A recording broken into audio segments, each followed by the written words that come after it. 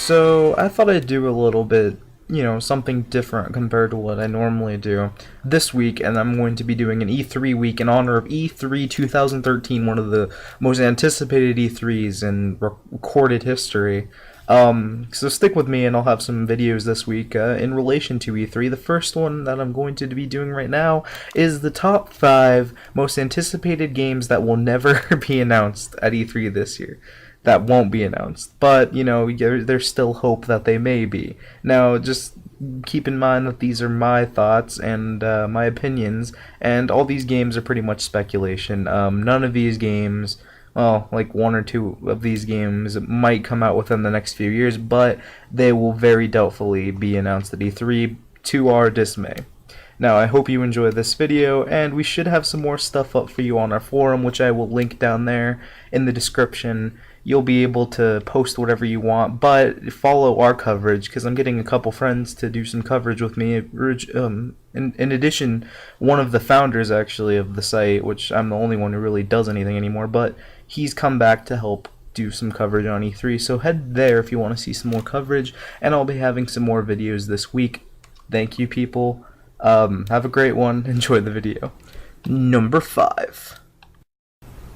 I admit, this is kind of cheating since Bethesda initially put forth a Prey 2 at E3 2011, but as you guys probably know, Bethesda stated in April 2012 that Prey 2 would not be cancelled and that they would reschedule when it would be released. But recently, Kotaku reported rumors that development has moved to the studio behind the Great Dishonored title, Arcane Studios, and they basically scrapped all of Human Head's work, it seems like. So they will be releasing the game in what they say would be 2016, but I'm a little bit of a skeptic on that. I have a feeling that it will be pushed back even further, but it would be nice to see what Arcane has so far. I'm sure they have something to show at E3, or, something of that sort. They might as well, or they might just show people that they're still alive, I mean, Prey 2 was such a looked forward to game from fans of the original and fans of this amazing trailer here. But, I mean, they've pretty much shown their fans nothing, and they've pretty much literally talked about nothing. I mean, there's just rumors from Kotaku. Bethesda hasn't said anything, so maybe we'll see some answers at E3. That's mainly what I'm trying to get off as my point here. Hopefully we will. Hopefully they'll tell us what the hell is going on here, and hopefully we'll get to see Prey 2 closer than 2016, if at all. Number 4. Okay, before I start talking about Agent, that's the game I will be talking about. Number 4, I'd like to acknowledge Gamer Access, who are the channel that I'm using this video from, because there weren't a lot of real videos explaining Agent or showing the few leaked screenshots. So kudos to them. Check them out if you will. But Agent is probably not going to be announced at E3, which, I mean, that's why you're watching this video, right? Is to watch games that probably won't, but, there's speculation that they could, by many fan bases. Now, I mean, it was announced back in 2009 at E3 back then, and it's apparently set during the Cold War.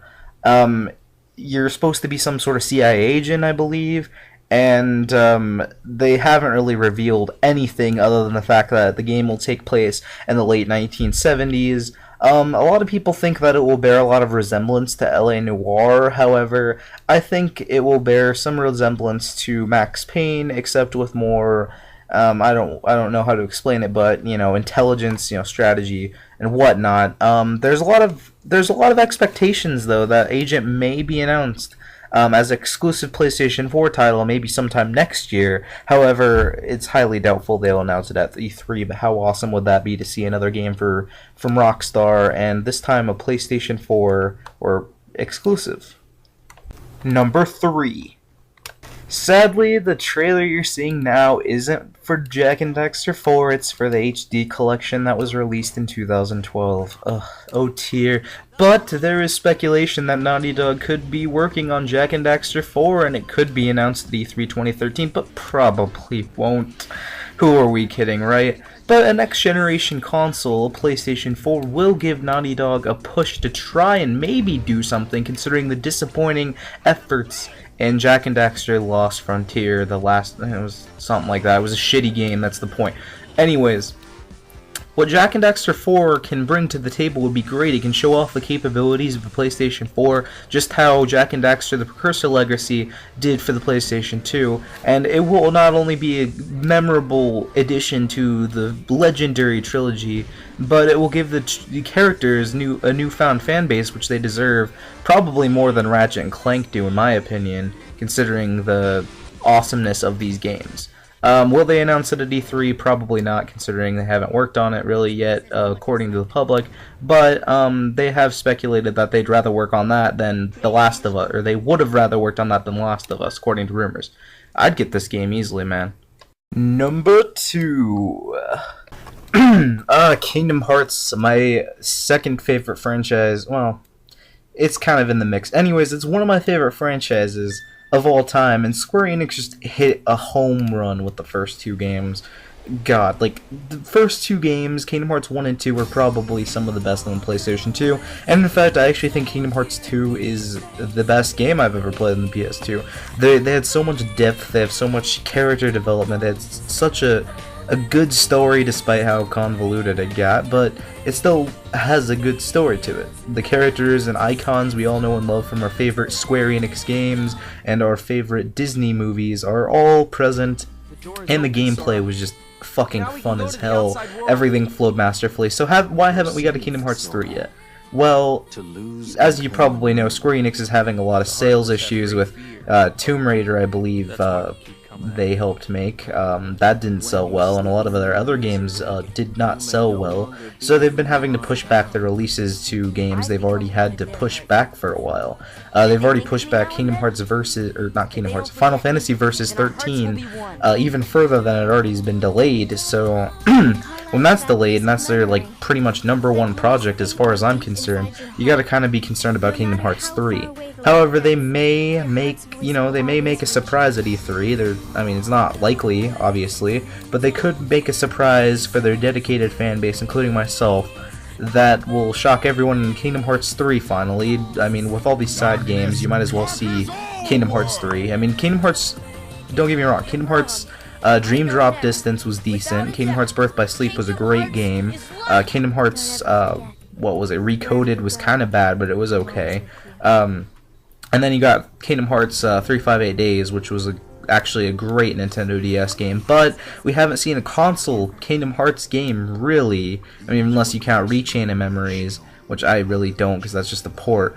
But it's been pretty much 7 years, you know. I mean, we might want to see this. I want to see it, and hopefully Square Enix won't keep us waiting too long.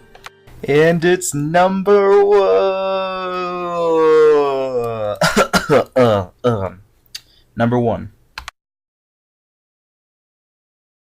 Well, what you're about to see is a Fallout 3 trailer from E3 2008, when Fallout 3 won Game of the Year from many magazines that year because of its sheer awesomeness.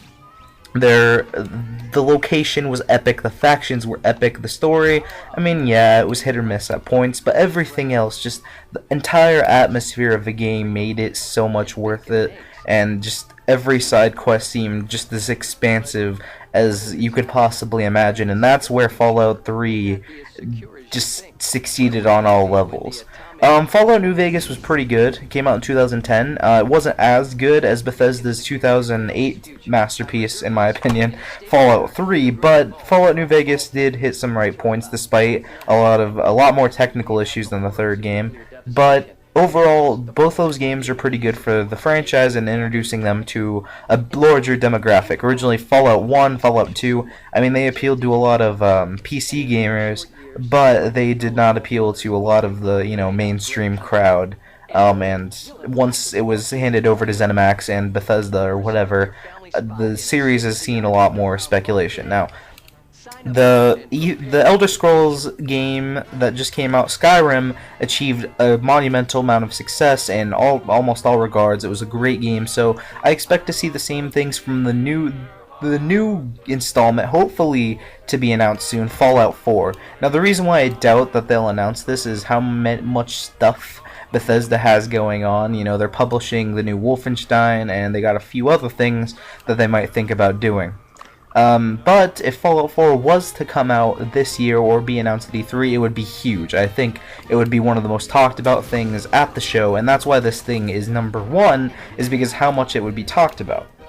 Would it be Game of the Year if it came out next year? I think so, considering just how expansive Fallout would be, and if you just touch up the technical issues, I mean, it would be grade A, man. So if we do see Fallout 4 at E3, I will not only be surprised, but I will be the happiest person on earth, because this franchise is just so great, and hopefully we'll be rocking some 50s tunes again soon, hopefully. Rumors are that it's set to be in Boston, where the Android group is, or supposedly is. So maybe it'll be about androids or something. I don't know. Maybe a lot of people are saying it might be in San Francisco. Some people are saying, you know, it might be in Boston. You know, who knows where it's going to be set, but wherever it is, the environment will overall prevail. Thank you for watching this video. Actually, it took a lot more effort than I expected to put together, but it's a lot better quality. It's a step up from my other videos. I'm sure you agree. So, like I said, we got this stuff going on our forum probably right now. I mean, right after I post this video, I'm going to start posting some coverage on what I know about E3, and I'll get some help. If you want to help, I mean, go ahead, man. I mean, more power to you. You can post whatever you want relating to E3 on the site. I'll link it down in the description. Like I said earlier, sign up, man. I mean, we've been working on this site for 2 years now, and it hasn't come very far, but we will appreciate any support we can get from our fan base, however big that may be. I hope you like this video. Feel free to subscribe for future videos about games, and all this week I will be posting about E3. Even after E3's over, I'll still be posting about E3, so I mean, I hope you guys enjoy these videos, hope you'll tune in some more, and I'll see you guys later.